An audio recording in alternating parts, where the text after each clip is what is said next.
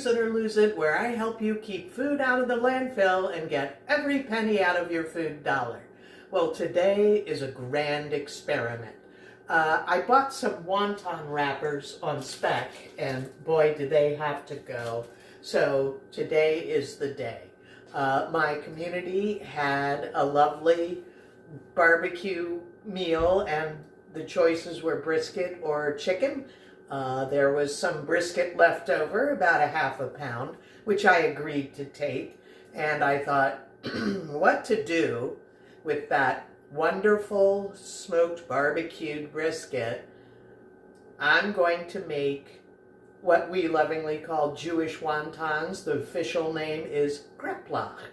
But since I'm busting out the wrappers, I happen to have a half a cup of pureed pumpkin in the freezer, and I thought now is also the perfect time to make pumpkin ravioli. So it's pasta palooza today, and we're going to see two different cuisines done at the same time. It's going to be interesting. So I did some advanced work. So I browned an onion, so practically caramelized. I put some into my pumpkin puree along with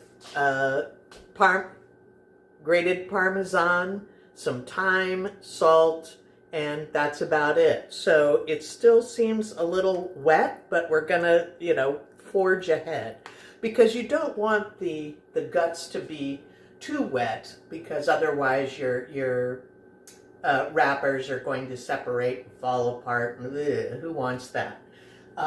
For the brisket, I have kind of chunked it up. I put it back in with the onions with just a little bit of chicken stock to moisten it up, and now we're going to throw it in the food processor.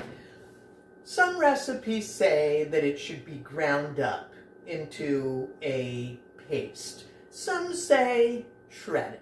I kind of like the shredded idea. I feel like that's a little bit more traditional. So, we're going to take this beautiful, look at that, brisket and browned onions. We're going to throw it into the food processor.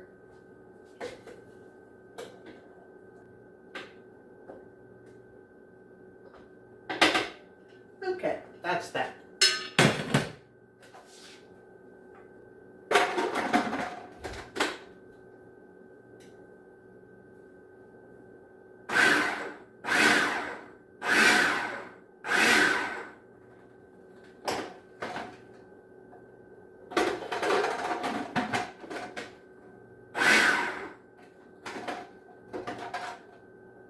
There we go. All right, so I've pulsed it up. So it's somewhere between a paste and a shred. I think this is just the right consistency for what we're doing here. Now, I'm also considering doing this two ways in terms of cooking. So traditionally, what you do with these wontons is you would then boil them in chicken broth and have as a soup. And I'm certainly going to do that today. Thanks for reminding me.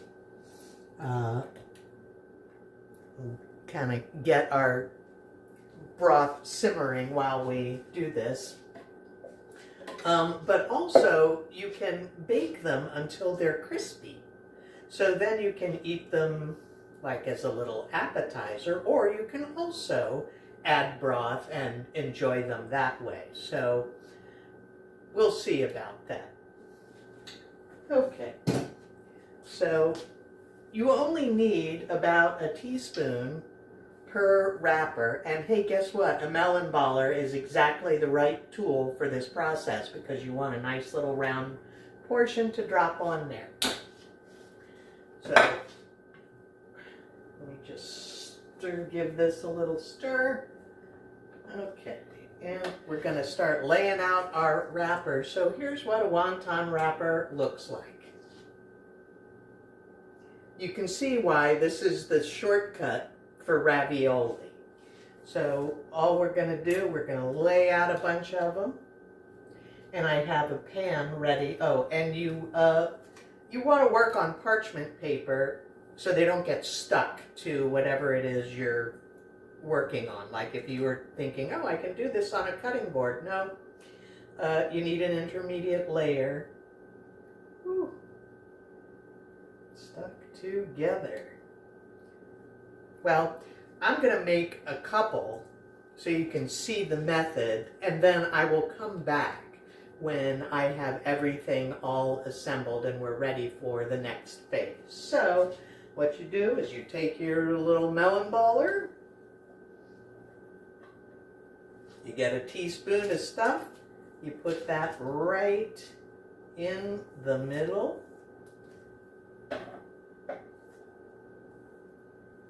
You fold it over diagonally because you want triangles. And moisten your fingertip with a little water. Go around the edge. This is going to help seal it.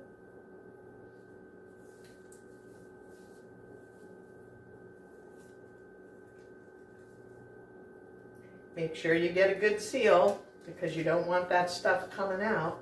And boom, this is what it looks like. So we have our perfectly made little triangle. Now we're going to try it with the pumpkin and see how that works out.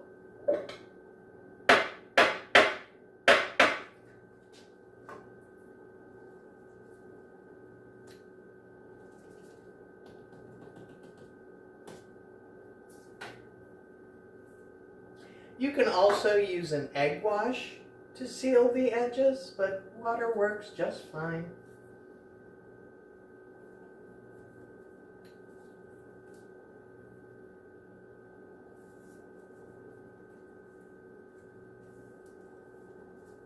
You want to press it real good. Okay, wow. Oops. Pressed a little too hard, got a little crack. Yeah. Try not to get any air bubbles in there. And boom. And here is what our pumpkin ravioli looks like. Now, if you want to be a purist, you can, for the raviolis, you can also use 2 wrappers, fill in the center, and seal the edges so it's like one big honking square. But that's not what I'm going for. I want like smaller amounts. Now, these make a lot because, as you can see, it's a teaspoon at a time, so it's going to make a bunch. You can freeze these. The recommended method is to put them on a tray in the freezer for a few hours to kind of get them set, and then you can put them in a Ziploc bag, and then you can pull out a few whenever you want, etc. So, I'm going to keep working on these, and once I have finished with putting them all together, then I'll come back and we'll boil them up and give it a taste. Can't wait. See you in a bit. Well, that took a while. So I had about 42 wrappers, and I ran out of wrappers before I ran out of guts. Oh well, I'll think of something else to do with what's left over there. I mean, the savory pumpkin, that can be easily converted into a pasta sauce or a soup, something like that. So, in the meantime, I now have an equal number of brisket and pumpkin wontons boiling away in some of my homemade chicken stock.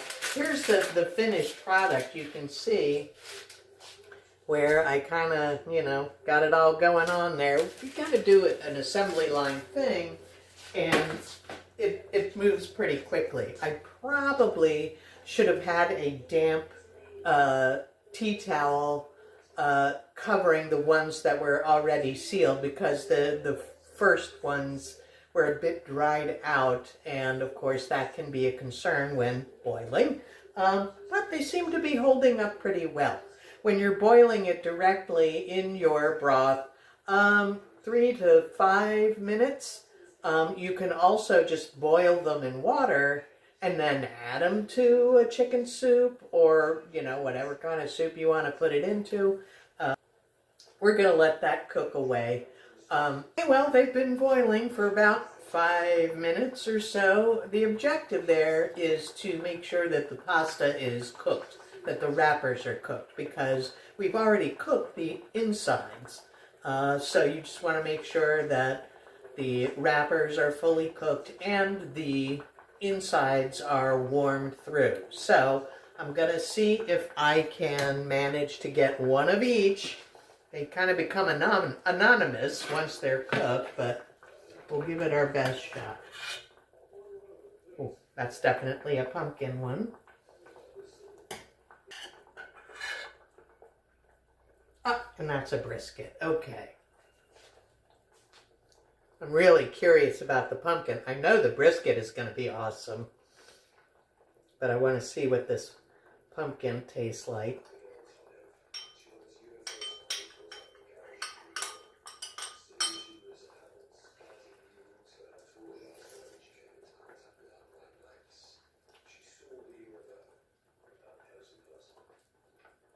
A little chewy, could stand to cook a little bit more, but I really like the savory pumpkin. The sage is, the thyme is coming through. The purpose of the Parmesan was to get it to thicken up so it wouldn't be too wet to go on the inside. Now we're going to try, and what's really nice is that the brisket has imparted a bit of that smokiness to the broth. Wow. So good. The brisket was good as it was, but this just takes it to a whole nother level. So, the next time that life hands you a brisket leftovers, go out and get some wonton wrappers, make yourself some wontons or ravioli, whatever you prefer to call them. It's really this simple to make your own raviolis. Yes, it's labor intensive, but hey, I got a great payoff here. So that's it for today. Oh yeah, I forgot. I said that I was going to try baking them until crispy.